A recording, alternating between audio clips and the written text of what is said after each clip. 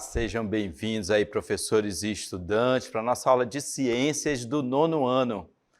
Eu sou o professor Daison Jardim e vamos ver aí o que temos na nossa aula de hoje. Aula 9 sobre revisão. Então, caderno e caneta na mão e vamos para a nossa aula.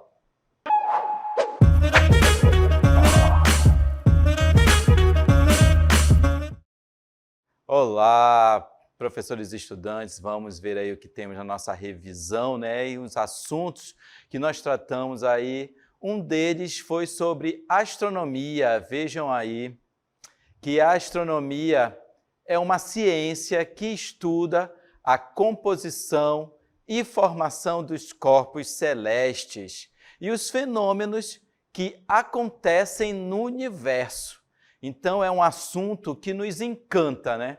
É um assunto que traz para a gente aí todo um mistério, uma curiosidade, e que para isso nós temos vários conceitos que nós vamos aprender aí, vamos relembrar. Vejam aí que a astronomia ela surgiu da curiosidade a respeito dos astros no céu, cujas observações começaram há milhares de anos antes, né, do presente, dos tempos que nós vivemos. Então, foram várias civilizações, sabe? Várias civilizações antigas, né? E que estas civilizações eles já construíam monumentos em pedra que auxiliavam na determinação da passagem do tempo e também das estações do ano, né?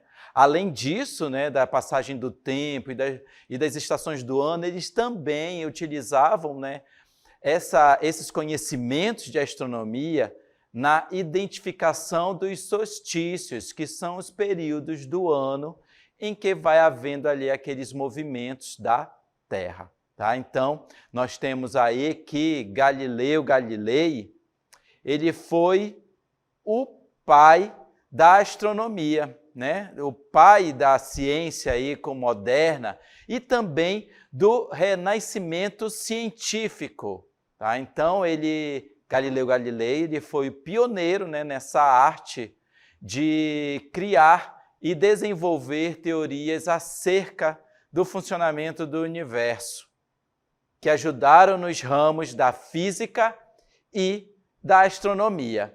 Então, vejam aí, nós temos aí a imagem de Galileu Galilei, em que você vê o quanto que, ao longo dos conhecimentos, né, científicos, ao longo das descobertas que ocorreram ali no passado, né, todos eles tiveram grandes pesquisadores, grandes estudiosos, e um deles, como nós vimos aí, foi Galileu Galilei.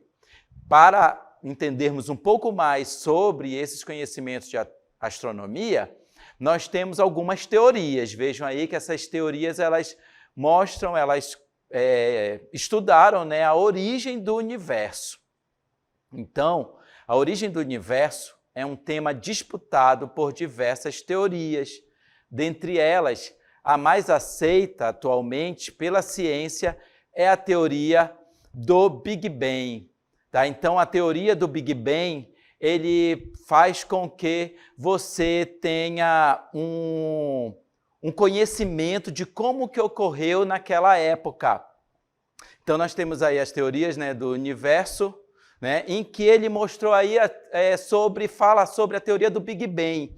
E aí, na teoria do Big Bang, né, tem ali um grande conceito envolvido, que é essa grande explosão que fez com que o universo, né, se expandisse, ele continua se expandindo a partir do átomo primordial. Então, ele teve um superaquecimento e que esse superaquecimento aí do átomo primordial fez com que houvesse, né, a formação do universo.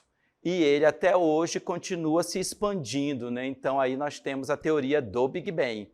Vamos continuar vendo aí que nós temos o surgimento do planeta, do sistema solar, que ele é composto por vários planetas. E conforme nós temos aqui, ó, além do Sol, né, nós temos também aqui os vários planetas. E nós temos Mercúrio, vejam aí, olha, Vênus, o planeta Terra, aqui ó, atrás de mim, né? Marte, Júpiter, Saturno, Urano e Netuno. Então, todo esse sistema solar, ele é composto por vários planetas e também, enfim, um conjunto de estrelas, né, corpos celestes. E nós vivemos aí no planeta Terra, né? É no planeta Terra que tem ali a presença de vários seres vivos. Estes planetas, eles têm ali uma classificação. Então vejam aí que nós temos os planetas rochosos. Nos planetas rochosos ou terrosos, ou também chamados de telúricos, né, eles possuem uma superfície sólida e uma estrutura formada por rochas em diferentes estados da matéria. Esses planetas rochosos, dos que eu comentei ali anteriormente, nós temos aí o Mercúrio, Vênus, Terra e Marte. Então, estes 4 planetas, eles são classificados como planetas rochosos. Uma outra classificação são os planetas gasosos. E esses planetas gasosos também são chamados de jovianos ou gigantes. E eles não possuem uma superfície sólida, sendo formados essencialmente pelos gases hélio e hidrogênio. Eles também são muito parecidos, assim, eles apresentam um núcleo solidificado, tá? E dos que eu comentei anteriormente, daqueles que compõem o sistema solar, né, são também 4 aí, olha, vejam, Júpiter, Saturno, Urano e Netuno. Então, todos esses planetas aí, tem os planetas rochosos e os planetas gasosos. E aí, professor, como é que é isso? Como é que eu posso imaginar isso? Então, você aí já pode considerar como referência o planeta Terra, né, em que você está pisando na superfície dele. E esses planetas rochosos possuem essa superfície, essa crosta terrestre, né, sólida, formado por rochas. E o planeta Terra é um destes planetas. De todos os planetas que eu citei, nós temos um que deixou de ser planeta, que foi Plutão. Vejam aí que Plutão, ele já foi considerado um planeta do Sistema Solar, né?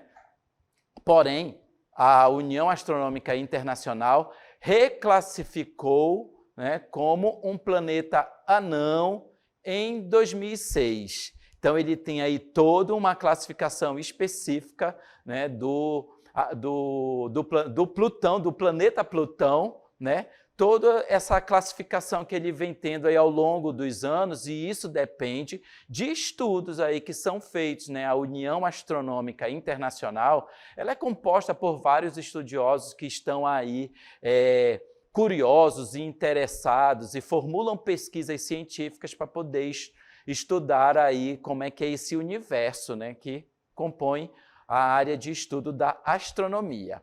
E aí eu tenho uma pergunta para vocês, vejam aí, ó, o que são as galáxias, né?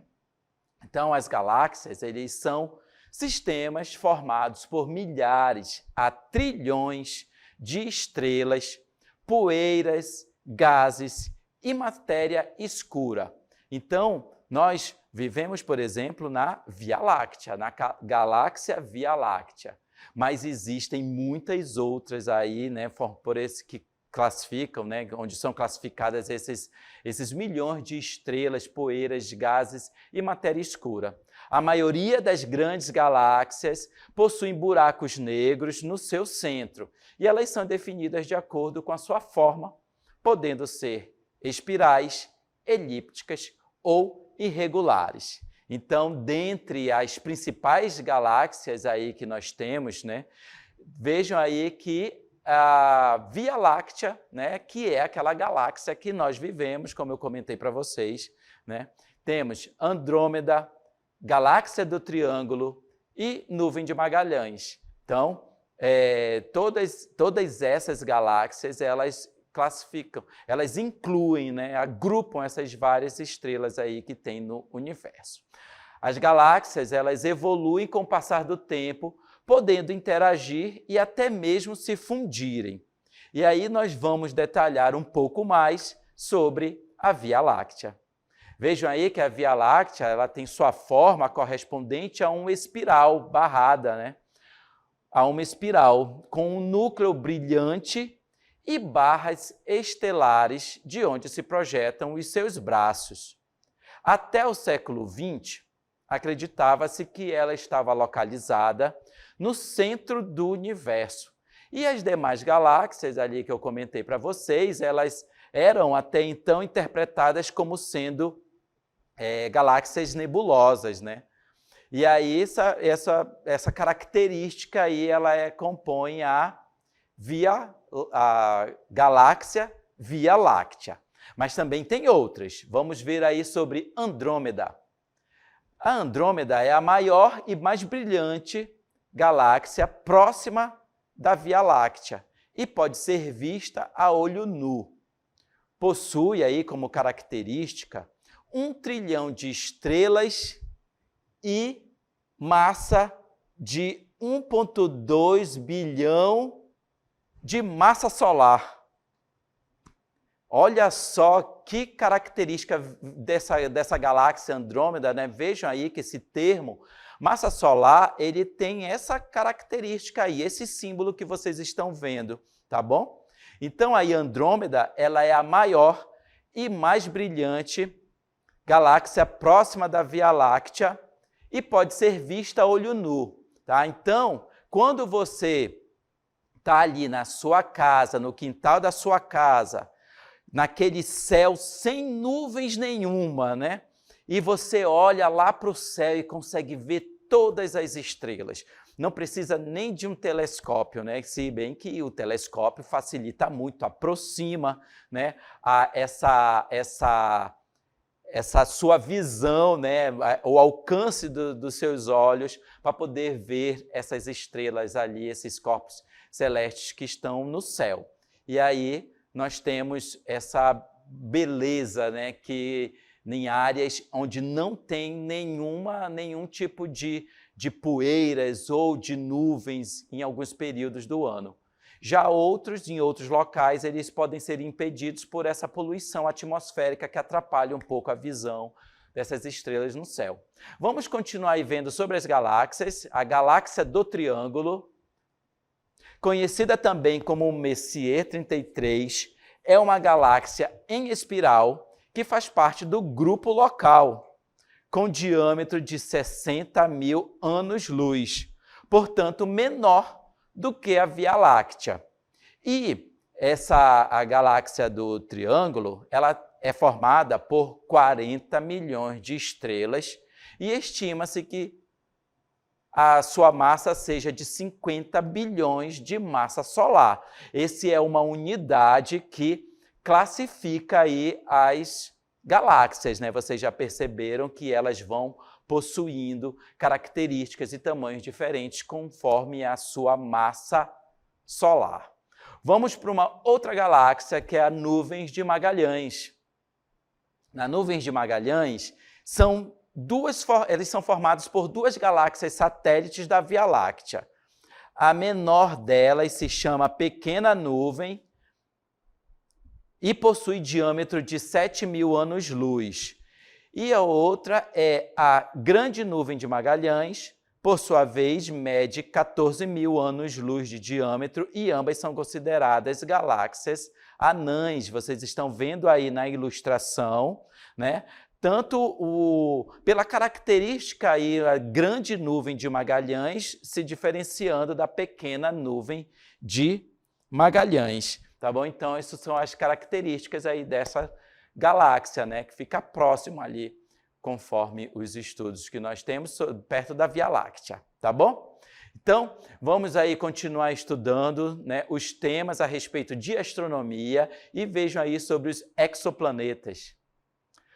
Os exoplanetas, eles encontram-se fora do nosso sistema solar, na órbita de outras estrelas. Então, esses exoplanetas, ou planetas extrasolares, são planetas que orbitam estrelas fora do sistema solar, daqueles dos vários planetas que eu comentei com vocês. Então, diferente dos planetas que orbitam o Sol, os exoplanetas estão localizados em sistemas planetários ao redor de outras estrelas da nossa galáxia, ou até em galáxias distantes. Tá? Então, temos aí essas características dos exoplanetas. E também vamos ver agora um pouco sobre os conceitos de distância e tempo no universo. O conceito de distância do universo, ele está relativo aí a escalas cósmicas.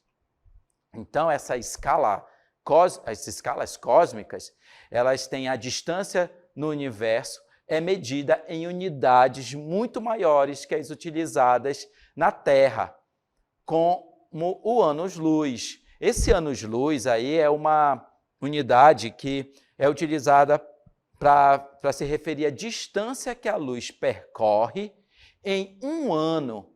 Então, nessa unidade, né, de anos-luz, nós temos uma equivalência de 9,46 trilhões de quilômetros. Vejam aí a quantidade a distância, né, que esse conceito de unidade em anos-luz possui. Né? Então, a estrela mais próxima do Sistema Solar, que é a chamada Próxima Centauri, está a aproximadamente 4,24 anos-luz de distância.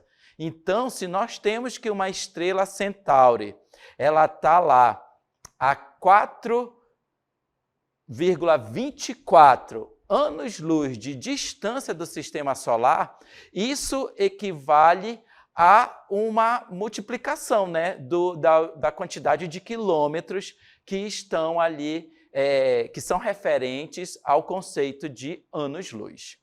Ok? Então, são todos aí estudos que foram realizados e que ajudam, né, a compreender, né, a desvendar esse mistério que o universo tanto nos causa, né? Tanta curiosidade nos causa. Vamos ver aí sobre o tempo no universo. E aí esse tempo no universo ele está relacionado a um conceito de relatividade do tempo.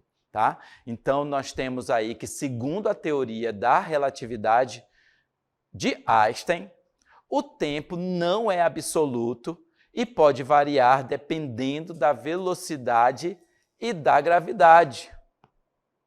Esse conceito é fundamental para entender o comportamento do tempo em escalas cósmicas. E aí, para nós compreendermos um pouco mais sobre esse conceito do tempo em escalas cósmicas, também comento com vocês sobre o conceito de dilatação do tempo. Esse conceito de dilatação do tempo, ele é um exemplo, né, a respeito de dilatação do tempo, é o paradoxo dos gêmeos.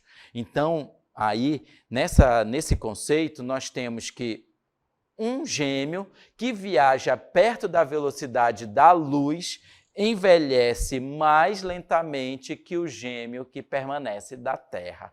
Então, aí nós temos essa explicação que ajuda a entender o quanto que essa relatividade do tempo de Einstein, né, tem sim efeitos sobre, no caso, a vida, né, daqueles seres vivos na Terra ou possivelmente em outra daqueles que fazem uma viagem, né, espacial, por exemplo. Tá? Vamos lá continuar comentando sobre os buracos de minhoca. Esses buracos de minhoca eles são soluções teóricas das equações da relatividade geral de Einstein, que funcionam como atalhos. E aí, esses atalhos eles têm a ver com o espaço-tempo. Né? Então, se ele é um atalho, ele vai conectar dois pontos distantes. E a origem desse termo, buracos de minhoca, né, ele vem da analogia de uma minhoca que atravessa uma maçã. Então, ela criou ali um atalho entre esses dois pontos, como vocês estão vendo na na ilustração aí que tem na sua tela. Ele criou um atalho, né, entre 2 pontos e assim diminuindo essa distância, né, percorrida ali, no caso do exemplo que foi apresentado para vocês, tá bom? Então, nós temos aí todos esses assuntos e esse foi a nossa aula de hoje. Tchau!